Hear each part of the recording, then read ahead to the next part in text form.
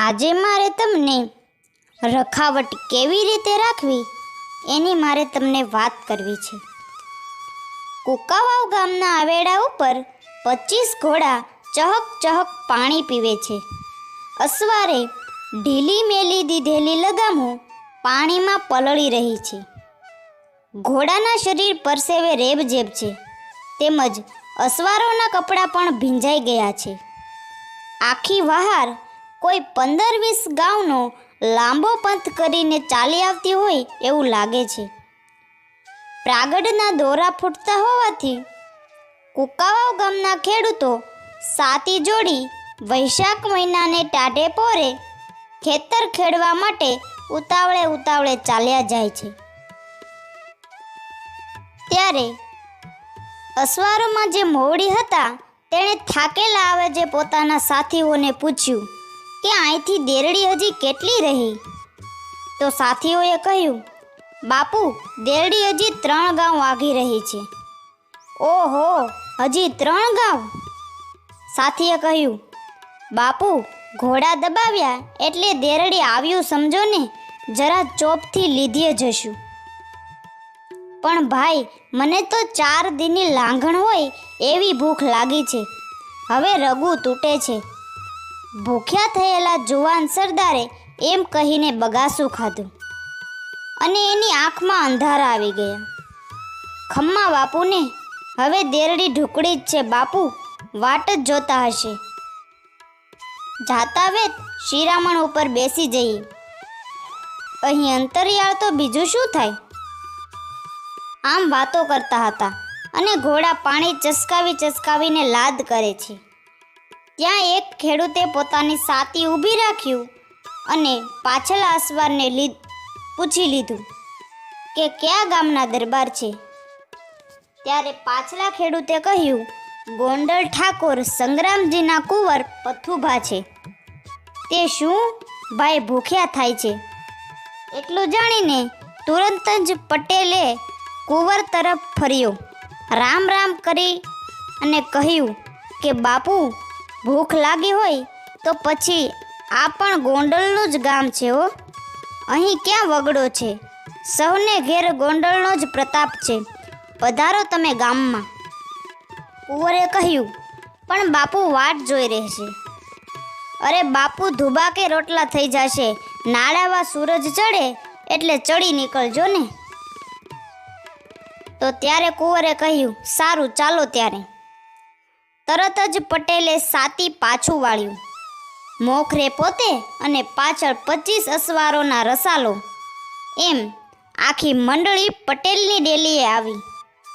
ચોપાટમાં ઢોલિયા ઢાળી, માથે ધડકીઓ પાથરી ગોંડલના કુંવરને બેસાડ્યા. ચૂલો ચાલતો થયો, ભેંસો દોવાઈ ગઈ, દળેલી સાકરની ડબરીઓ ભરાઈ ગઈ અને ગોંડલના કુંવરે 2 બગાસા ખાધા. ત્યાં તો પટેલે સાદ કર્યો કે લ્યો પધારો બાપુ બાજઠમાંથી. કણબીએ ઉલટભેર તૈયાર કરેલી સાદી પણ સાચા અંતરની મીઠપ ભરેલી મહેમાની માણીને કુંવર ઊભા થયા. કોઠો ઠરીને હિમ થઈ ગયો.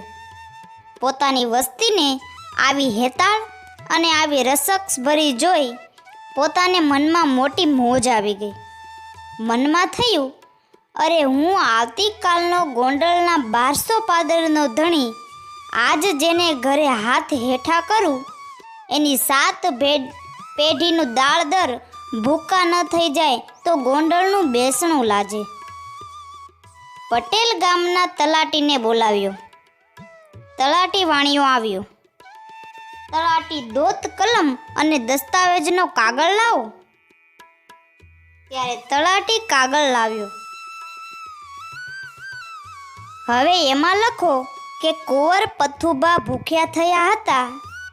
તે પટેલને ઘેર આજ રોજ શિરામણ કરવા ગયા તે બદલ કુકાવાવ ગામને ઓતરાદે પડખે 4 વાળીના કોસ ચાંદો સૂરજ તપે ત્યાં સુધીની માટે માંડી દીધા અને તે અમારા વંશ વારસાઓએ પેઢી દર પેઢી પાળવાના છે અને ન પાળે એની માથે 4 હત્યા. તલાટીએ તો લખાવ્યું તેમ લખતો જાય છે. વચ્ચે વચ્ચે માથું ઊંચું કરીને પોતાના ભાંગેલા દાંડલીવાળા ચશ્માની અંદરથી પટેલની સામે આંખના મીચકારા મારતો જાય છે. પટેલનું મોં આ બધી મશ્કરી દેખીને ઝંખવાણું પડતું જાય છે. એમ કરતાં દસ્તાવેજ પૂરો થયો. તલાટીએ લીલા અક્ષરો ઉપર રજિયામાંથી રેતી છાંટી અને ખોખારો ખાઈ આગળ ધર્યો અને કહ્યો, લો બાપુ, મારો મતું. પથુભા કુંવરે પોતાની સહી કરી દીધી અને દાઢ મીસોને તલાટી બોલવા લાગ્યો કે વાહ, રંગ છે ગોંડલના ખોરડાને. એ તો એમ જ છાજે ને, જેને પાણીએ બાપુ હાથ વીછળે એના દાળદર તો દરિયાને કાંઠે જ વયા જાય ને. રંગ છે બાપુને.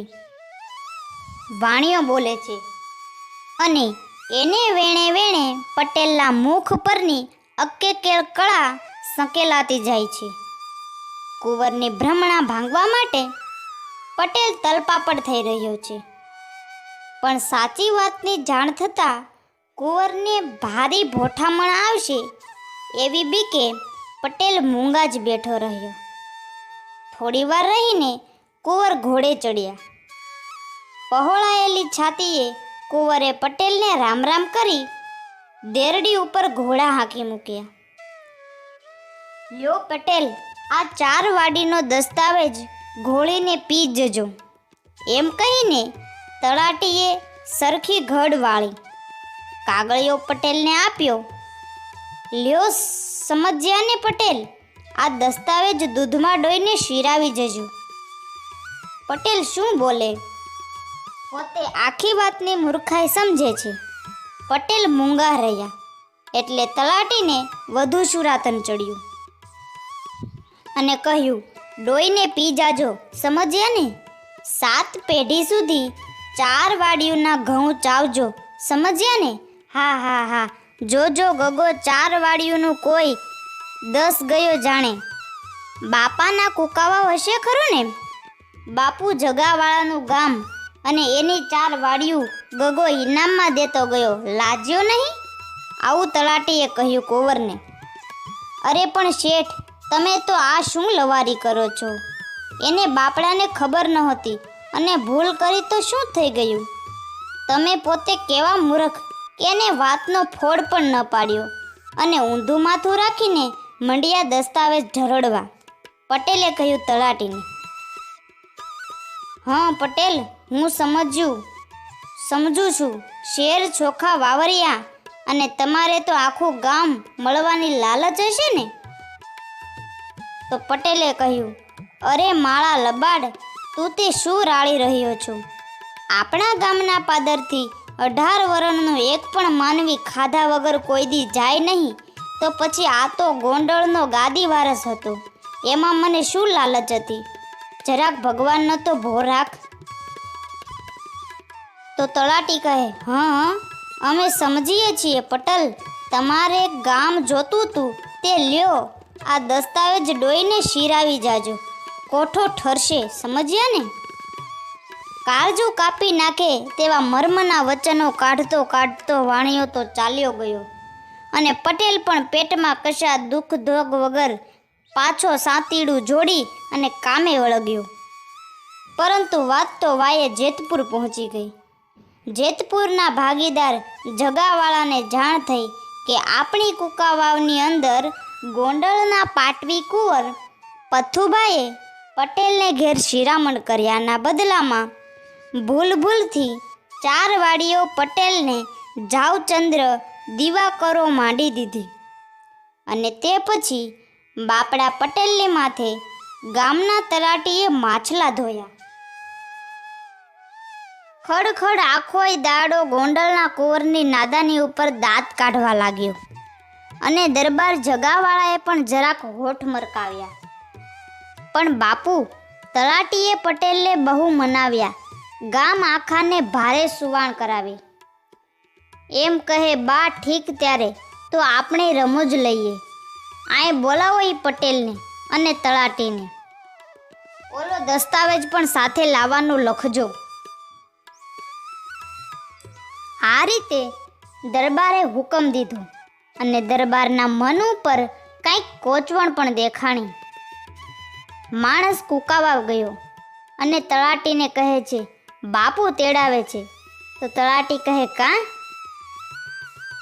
તો માણસ કહે, ઓલ્યો દસ્તાવેજ વાળો સુગલો કરવા. તો તલાટી હરખમાં આવી ગયો અને પોતાની ગમ્મત ઉપર બાપુ ફિદાયત થઈ ગયા હોવાની વાત સાંભળીને તરત જેતપુરની તૈયારી કરી. પરંતુ બીજી બાજુ પટેલને તો પોતાની ફજેતી થશે એમ સાંભળીને મરવા જેવું થઈ પડ્યું. પણ શું કરે, ધણીનો હુકમ હોવાથી જવું પડ્યું. રસ્તામાં વાણિયો એનો જીવ લઈ ગયો. ડાયરામાં જઈને 2 જણ ઊભા રહ્યા. ત્યાં તો હંસાહંસનો પાર ન રહ્યો. પટેલ નીચું જોઈ ગયો અને વાણિયાની જીભ તો માણકી ઘોડીની માફક વહેતી થઈ ગઈ. બાપુએ પૂછ્યું, કાં તલાટી, શી હકીકત બની ગઈ? બીજું શું બાપુ, પટેલને આપણા ગામની 4 વાડીઓનું ઇનામ મળી. કોના તરફથી? ગોંડલના પાટવી કુમાર તરફથી. તે હવે શું?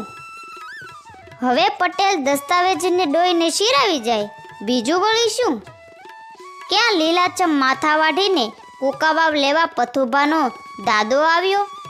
તો માટે પટલ ડોઈને પી જાવ, સમજ્યા ને?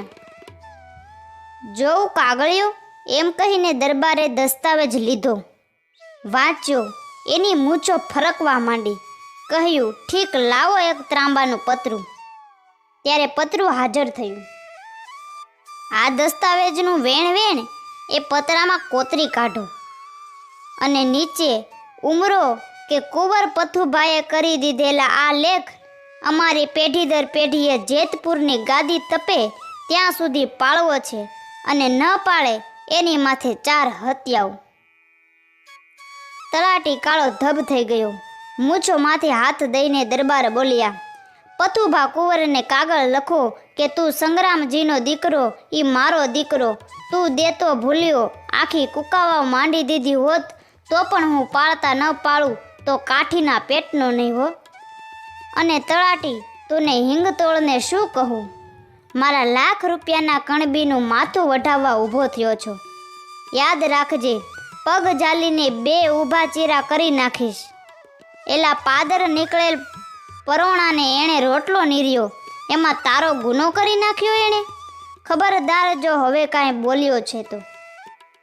ઠાકોર સંગ્રામજી અને પથુભા કુંવર બેઠા છે ત્યાં જગાવાળાનો કાગળ પહોંચ્યો. કુંવરને પોતાની ભૂલ માલુમ પડી.